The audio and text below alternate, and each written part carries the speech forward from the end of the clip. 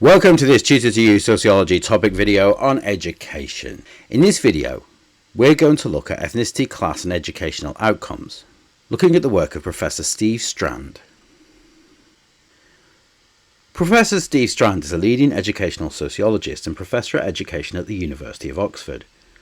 Over his career, he has specialised in the study of educational inequality, focusing on how social class, ethnicity and gender intersect to shape outcomes.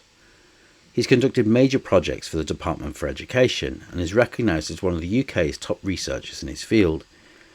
His background lies in quantitative sociology, and his trademark approach is the use of large-scale statistical data to map patterns in inequality with precision.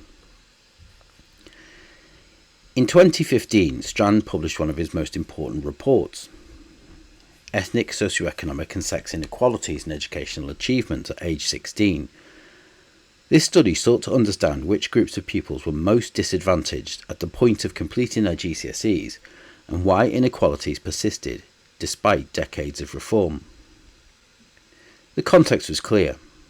Policymakers and sociologists had long been concerned about the so-called attainment gap.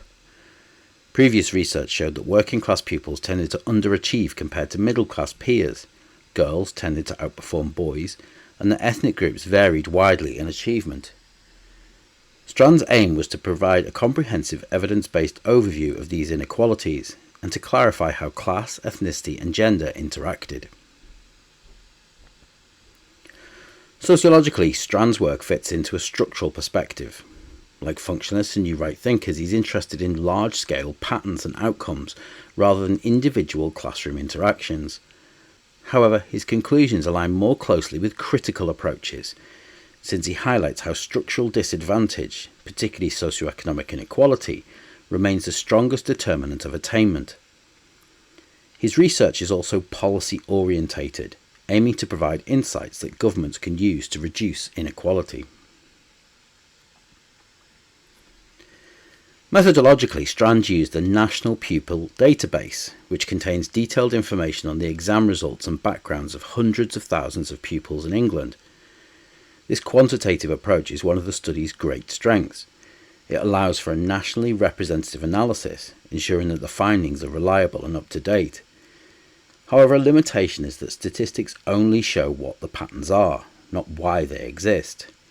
Unlike qualitative studies, Strand's work cannot reveal the lived experience of pupils, the effects of racism, or the impact of teacher labelling. So what did Strand find? Firstly, socioeconomic status was the strongest predictor of attainment. Pupils eligible for free school meals consistently achieved lower GCSE grades than their more advantaged peers. For example, only around a third of free school meal pupils achieved 5 or more good GCSEs compared to more than half of those who are not on free school meals. This confirmed that poverty and social class remain central to explaining educational inequality. Secondly, Strand identified a clear gender gap. Girls outperform boys overall, particularly in English, where the gap was largest. In maths and science, the gender gap was smaller, and in some high-achieving groups, boys performed as well, or better, than girls. Thirdly, Strand's findings on ethnic differences were complex. Indian and Chinese pupils achieved above the national average, even when controlling for disadvantages. Black Caribbean and Pakistani pupils performed below the average, with boys in these groups particularly disadvantaged. Bangladeshi pupils showed striking improvement compared to previous decades, now performing close to or above the national average.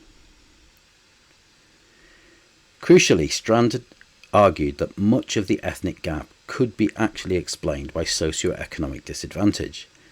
In other words, it was not simply ethnicity itself that caused lower attainment, but the intersection of ethnicity and social class.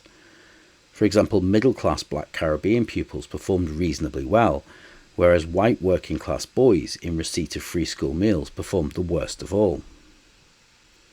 Strand's conclusion was that white working-class free school meal boys were the most disadvantaged group in the education system. This double disadvantage of class and gender has since been widely cited in policy debates and the media. In evaluating Strand's research, there are several strengths. The use of large-scale representative data makes the findings highly reliable and authoritative. Strand's focus on intersections prevents simplistic explanations of differences between groups. However, critics argue that a reliance on quantitative methods means the study underplays institutional racism, teacher labelling, and peer cultures, all of which qualitative research highlights are key processes in shaping inequality.